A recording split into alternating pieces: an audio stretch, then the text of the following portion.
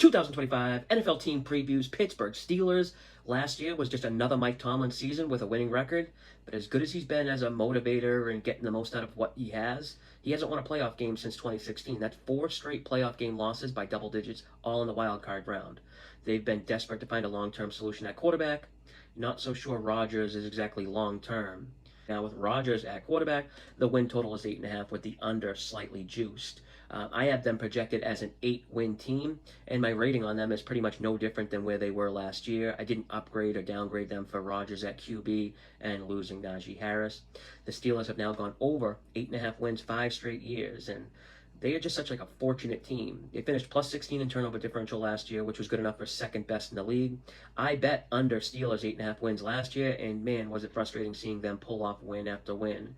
They went 6-4 in games decided by one score or less, which I guess at this point shouldn't be a surprise. Steelers have now had 12 straight seasons where they finished with a winning record in single-score games. Since Big Ben Roethlisberger retired, the Steelers have a 67% win rate in close games decided by a single score or less.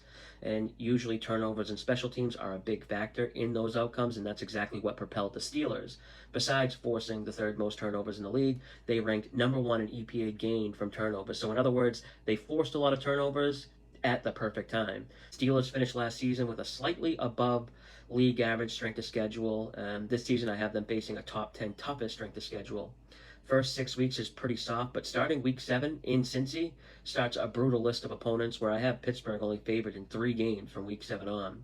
They have several games where they'll be at a rest disadvantage, and on the surface, they're like negative 4-day rest disadvantage on the season doesn't seem bad, but it would be a net 12-day rest disadvantage if you took out the week 6 game versus the Browns, which is a spot I've never seen before. Someone in the NFL scheduling department either hates the Browns or just overlooked this because week 6, Steelers will be at home, coming off their bye week.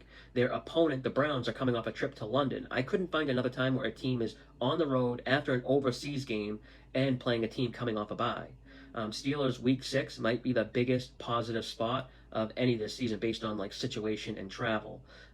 But that's about it as far as positives for the Steelers as it relates to their schedule. And you know, this Steelers team kind of feels like the last dance here.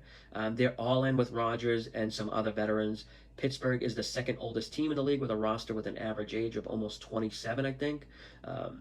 There's certainly like a scenario where Rodgers is propped up by this defense and he'll only be asked to make a few plays to win games, but I'm sure the Steelers defense can do the heavy lifting all year.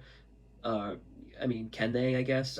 Watt's pressure numbers dropped significantly last season, and the overall defense is heavily relying on guys on the other side of 30. This won't be a team I'm looking to get involved in.